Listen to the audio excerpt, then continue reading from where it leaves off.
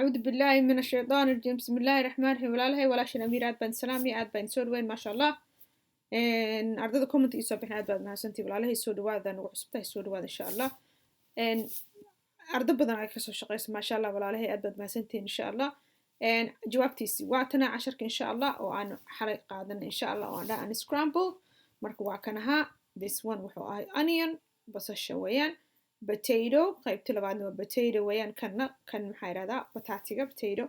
lettuce waxaa la dhahaa ansalaatada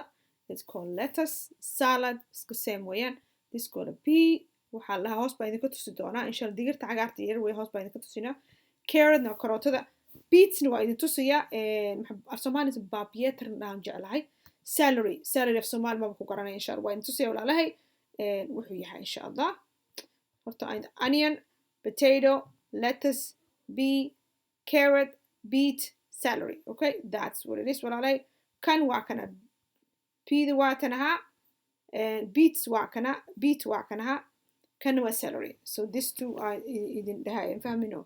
This is I don't know. digir agarna ma actually this is different. Anyway, ala kulli xaal that's waxaa lahaa this one waxa weeyaan tan weeyaan this one waa insha Allah walaalahay. labadan hoosena salary beet kana waa kuwan this is the beet and this is the salary insha Allah walaalahay walaalahay casharkii aan maanta idin soo diray insha Allah waa kan ahaa ardadii ka jawaabta waa kaas ardadii aanan ka jawaabinna insha Allah waxaan rabaa hadda inaan idin tuso insha Allah aad ka joojisaan ardadii aanan ku jirin groupka kolley ma ay arkin marka ardadiina kale waxaan rabaa inaad waan akhrinayaa maxaa yidhaahdaa markaad akhriyo iska jooji fikir ee ku qor jawaabtiisa insha allah marka waxa way write qor a noun magac to name aad ku magacaawdo each of the following kuwan soo socda insha allah maxaa ugu horeeya kan the red liquid in your body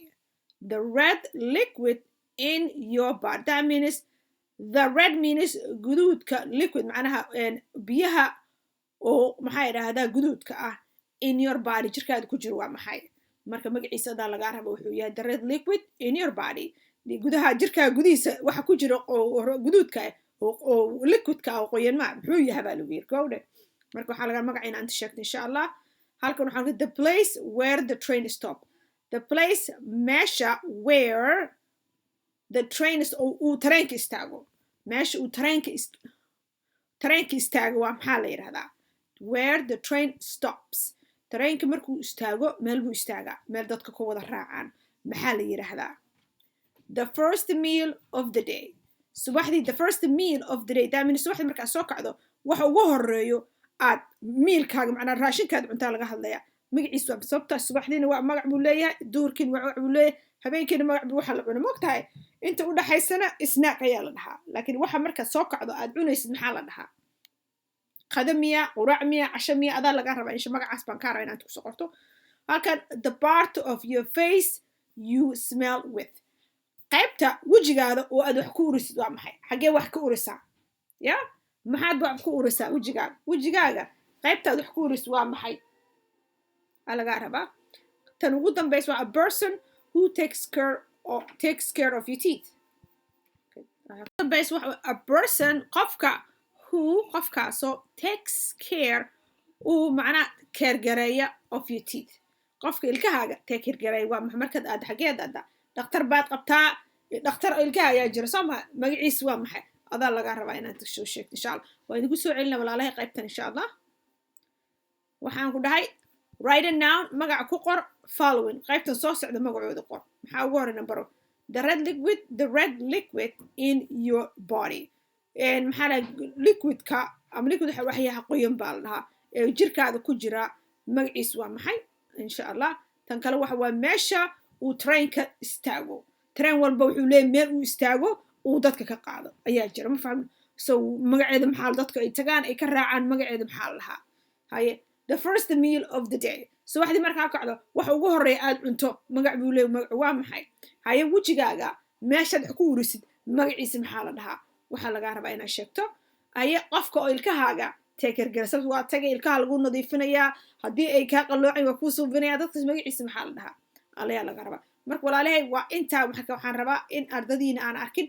ay ka jawaabta insha allah hadda hoos waxaan ku dhagayaa jawaabta insha allah waxaan rabaa inaad demisaan aad ka shaqaysiin aad ka fikirto aad ka shaqaysa insha allah